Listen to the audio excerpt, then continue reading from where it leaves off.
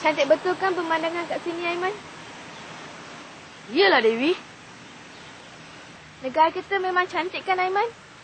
Banyak taman tempat bersia-sia seperti ni. Tapi kita kenalah jaga supaya taman yang cantik seperti ini kekal indah. Memanglah, Aiman. Kalau tak dijaga, rosaklah keindahan dan kehijauan taman ni. Tapi Dewi, ada juga mereka yang suka membuang sampah merata-rata. Tak pedulikan arahan yang dibuat. Semua orang sepatutnya menyedari kepentingan menjaga alam sekitar ni. Kan, Aiman? Mari Dewi, kita pergi ke Kak Ati kat sana tu.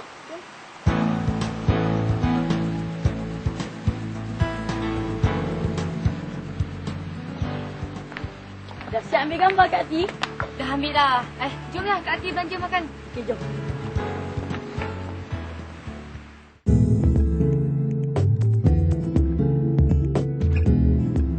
Apa khabar semua? Kak Ati harap adik-adik di rumah sihat ya? Baiklah, hari ini Kak Ati akan membawakan satu lagi kisah yang sangat menarik untuk dijadikan panduan dan renungan bersama. Apakah pula agaknya cerita menarik hari ini, Kak Ati? Tajuk menarik kita hari ini adalah berkaitan dengan penjagaan alam sekitar. Sekarang, Kak Ati nak tanya Jenny. Siapakah yang bertanggungjawab untuk menjaga alam sekitar? Menjaga alam sekitar menjadi tanggungjawab setiap orang di negara ini. Tugas ini tidak boleh diserahkan kepada kerajaan semata-mata. Kak Ati setuju dengan pendapat Jenny tu. Bagaimanakah pula dengan Aiman? Saya pun setuju dengan pandangan Jenny tu. Kitalah yang harus menjaga keindahan dan kebersihan negara ini. Apakah pula pandangan Dewi dalam hal ini? Bagi saya, semua masyarakat di negara ini harus memainkan peranan dalam menjaga alam sekitar, Kak Ati. Kerajaan telah menyediakan pelbagai kemudahan bagi kegunaan orang ramai untuk mengekalkan keindahan dan kebersihan negara. Baiklah, apa kata kalau kita saksikan cerita ini?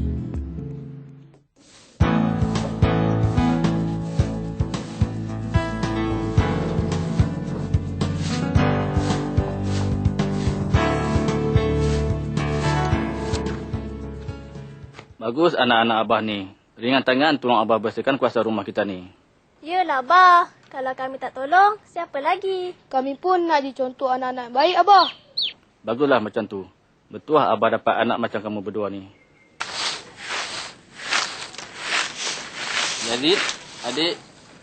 Abah nak tanya kamu berdua. Apakah kepentingan tumbuh-hujan kepada manusia? Tumbuhan hijau menyejukkan bumi ini. Selain memberikan keindahan kepada alam ini. Betul tu Yazid.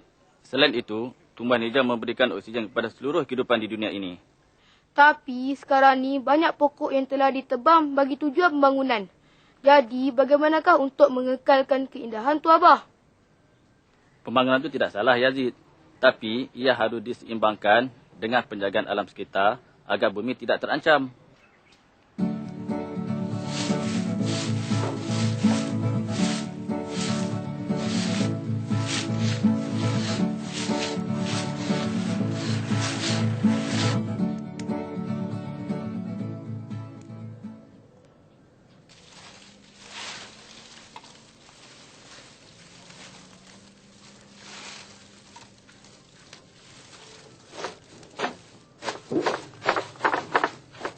Kenapakah Abah padam api tu? Adik nak bakar sampah tu.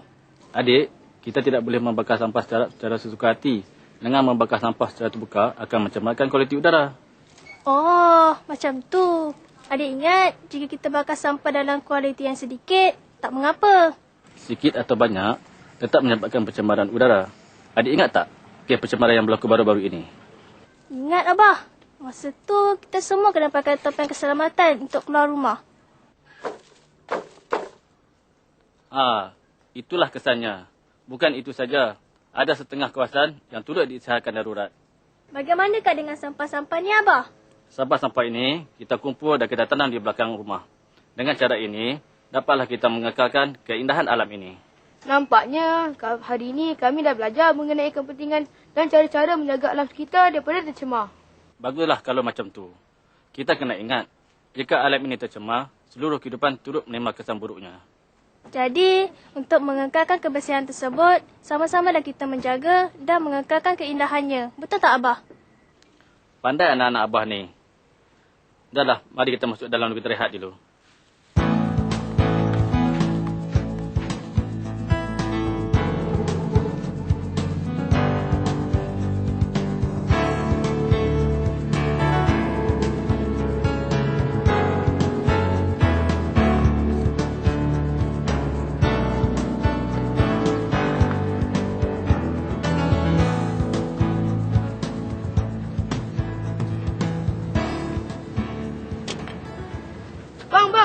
Mana boleh buang sampah ni kat sini?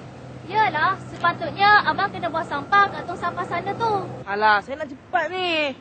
Kalau nak cepat pun, takkan tak boleh buang sampah kat tong sampah sana tu. Alah, leceh lah. Taman ni kan cantik. Tempat untuk berehat dan beriadah. Tak baik kita kotorkan macam ni.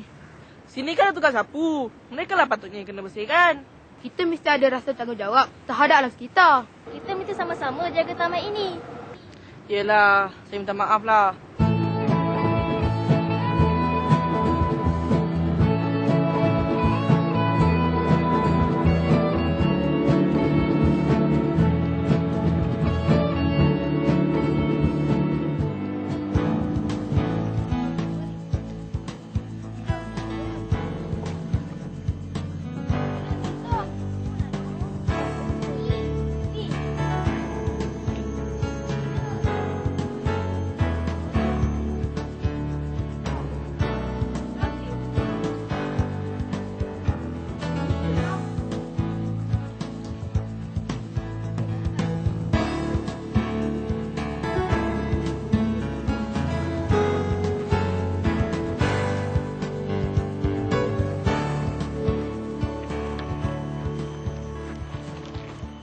Kalau selalu berkelah macam ni kan bagus. Tanyalah abah kamu tu. Kalau rajin tolong Abah, Abah bawalah kamu berkelah lagi.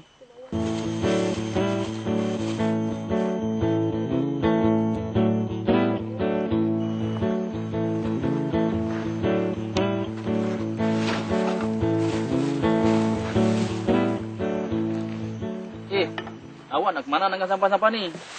Saya nak pergi buang sampah-sampah ni lah bang. Ibu, biarlah Long tolong buangkan sampah tu.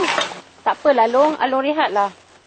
Sebelum awak buang sampah-sampah tu, awak kena asingkan ikut kategori. Ikut kategori? Apa maksud abang? Semua sampah-sampah yang digunakan ada kategorinya. Seperti kertas, kaca, aluminium dan sebagainya. Sebelum dibuang sampah tu, kita kena kumpulkan mengikut kategori. Oh, macam tu ke? Saya sebenarnya dah campurkan ke semua sampah ni lah, bang.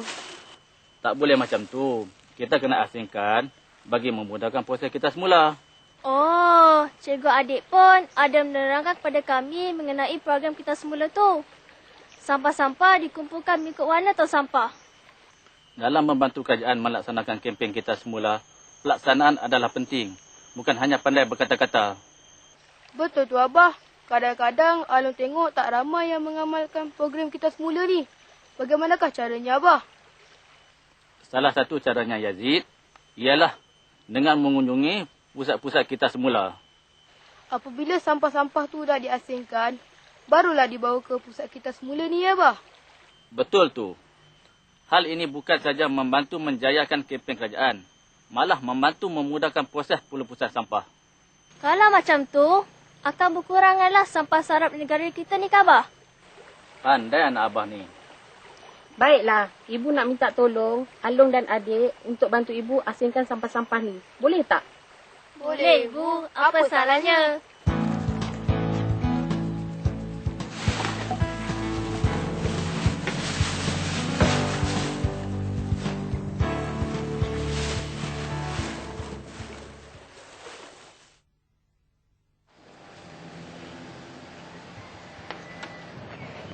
Dek, tak baik tau buang sampah rata-rata. Kat situ kan ada tu sampah. Adik, kita tak boleh kotorkan tempat ni. Tak baik tau buang sampah merata-rata macam tu. Adik memang selalu buang macam tu ke? Mulai hari ni, adik jangan buang sampah merata-rata lagi ya. Kita kena sama-sama menjaga kebersihan alam sekitar. Sekarang adik pergi ambil sampah tu, buang kat dalam tu sampah sana.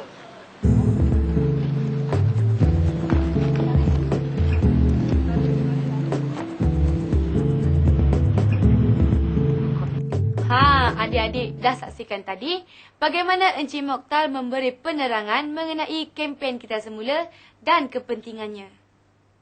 Bagaimanakah cara untuk menolong kerajaan menjayakan kempen kita semula ini, Kak Ati? Dengan menyebarkan maklumat-maklumat atau faedah mengitar semula bahan-bahan buangan. Jadi, kita perlu memberi maklumat kepada orang ramai terhadap kesan dan akibat yang bakal dihadapi jika tidak mengamalkan kitar semula. Betul tu. Di sini, media massa juga harus memainkan peranan penting bagi menyebarkan kempen-kempen sebegini. Di negara-negara membangun yang lain, mereka sudah lama mengamalkan sistem kitar semula. Dan mereka mengamalkannya secara konsisten. Oh, macam tu. Jadi, kita juga harus mengamalkan kitar semula ya, Kak Ati? Jika semua mengamalkannya, maka akan berkuranganlah jumlah sampah yang bertimbun-timbun di bumi ini. Jika kita lihat sebarang perkara yang tidak elok, kita mesti berani menegurnya demi kebaikan semua pihak. Untuk mengekalkan keindahan alam ini, kita mesti menjaganya dengan baik dan sempurna. Ya, Kak Ati? Betul tu, Dewi. Selain itu, kita juga perlu mengajak orang ramai untuk sama-sama menyertai program-program penjagaan alam sekitar yang dianjurkan oleh kerajaan. Sekiranya kita tidak mengendahkan program penjagaan alam sekitar, pasti usaha tersebut hanya sia-sia saja. Kan, Kak Ati? Betul tu. Jadi, apakah intipati yang boleh Aiman ambil daripada kisah ini? Kita perlu memastikan bumi hijau ini tidak dimusnahkan oleh pencemaran-pencemaran yang dilakukan oleh manusia. Kak Ati setuju dengan pandangan Aiman. Hal ini penting untuk memastikan bukan sahaja generasi kita merasai udara yang segar dan bersih, malah juga untuk generasi yang akan datang.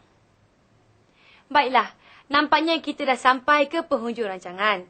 Semoga adik-adik mendapat manfaat daripada kisah kita tadi. Kepada adik-adik di rumah, salam sayang daripada kami semua di sini di Remaja hari ini. Bye!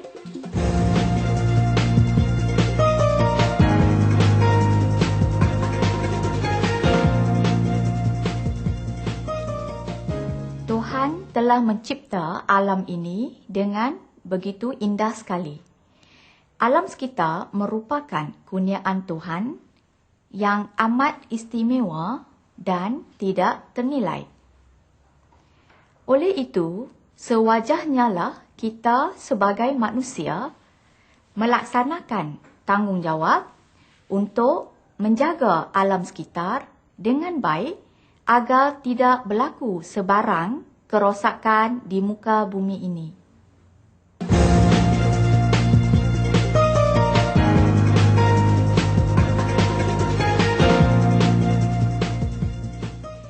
Kita perlu menjaga alam ini dengan baik kerana kita adalah sebahagian daripada alam. Hubungan manusia dengan alam tidak dapat dipisahkan. Kita bergantung kepada alam seperti tumbuh-tumbuhan dan hutan untuk menyediakan sumber makanan dan bekalan oksigen, menyeimbangkan suhu, tempat penyimpanan air, mengekalkan struktur tanah daripada terhakis dan menyediakan pelbagai sumber ekonomi untuk menampung keperluan hidup manusia.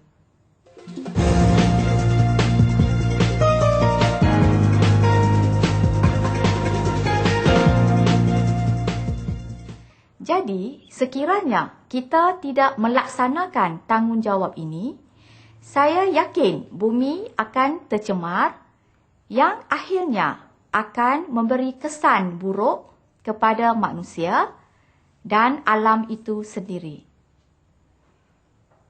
Antara contoh kesan pencemaran alam sekitar ialah berlakunya hakisan tanah, penipisan lapisan ozon, kenaikan suhu bumi yang menyebabkan bencana alam seperti banjir dan kemarau.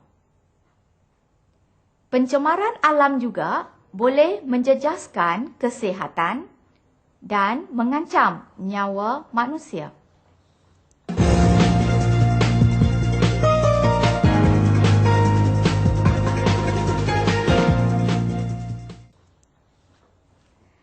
Sesungguhnya, tanggungjawab menjaga alam sekitar merupakan tanggungjawab semua pihak.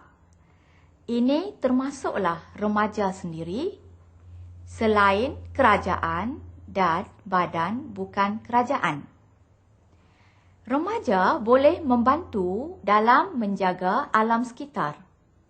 Antaranya, menjaga kebersihan, menghias dan mengindahkan kawasan di dalam dan di luar rumah.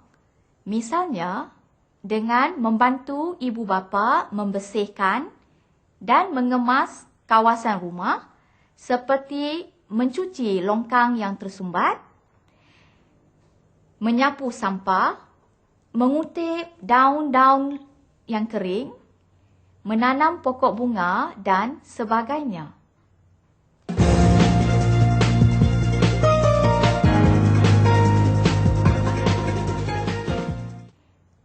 Mensyukuri anugerah Tuhan dengan tidak melakukan perbuatan yang boleh menjejaskan alam sekitar. Contohnya, tidak boleh membuang sampah di merata-rata tempat, tidak boleh melakukan pembakaran terbuka atau pembakaran sesuka hati. Kegiatan-kegiatan ini akan menjejaskan alam sekitar.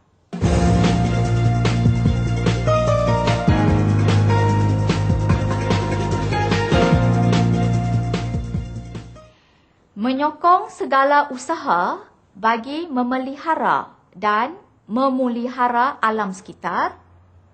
Contohnya, memberi sokongan terhadap kempen alam sekitar dengan mengurangkan pembuangan sisa.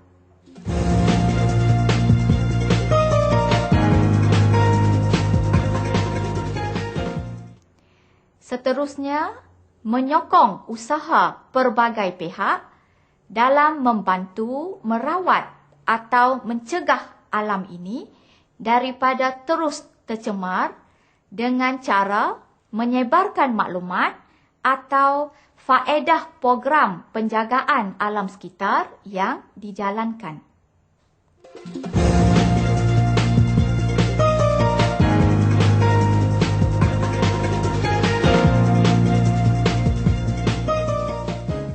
Remaja juga boleh melibatkan diri dalam program alam sekitar yang dijalankan di peringkat sekolah, komuniti dan masyarakat, misalnya melibatkan diri dalam aktiviti gotong royong membersihkan kawasan sekolah.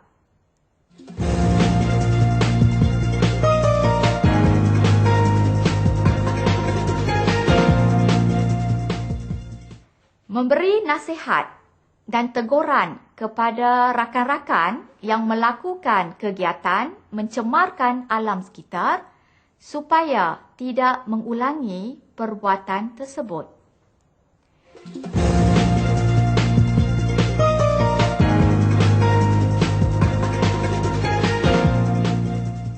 Seterusnya, remaja juga perlu mematuhi peraturan dan undang-undang berkaitan dengan Akta Alam Sekitar. Oleh itu, sekiranya remaja ternampak kegiatan yang menjejaskan alam sekitar seperti pembuangan toksik yang berbahaya di sungai, pembakaran terbuka, remaja boleh melaporkan kepada pihak yang berkuasa agar tindakan boleh diambil terhadap mereka.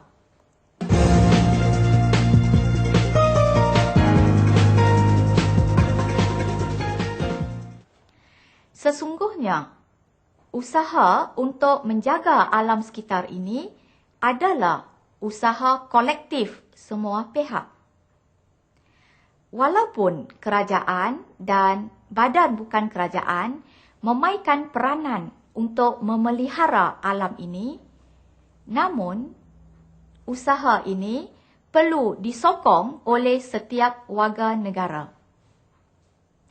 Jika kita tidak melaksanakan tanggungjawab ini, pasti generasi akan datang akan hidup dalam suasana persekitaran yang tidak sihat. Jadikanlah alam sebagai teman manusia yang paling akrab. Sayangilah alam sekitar.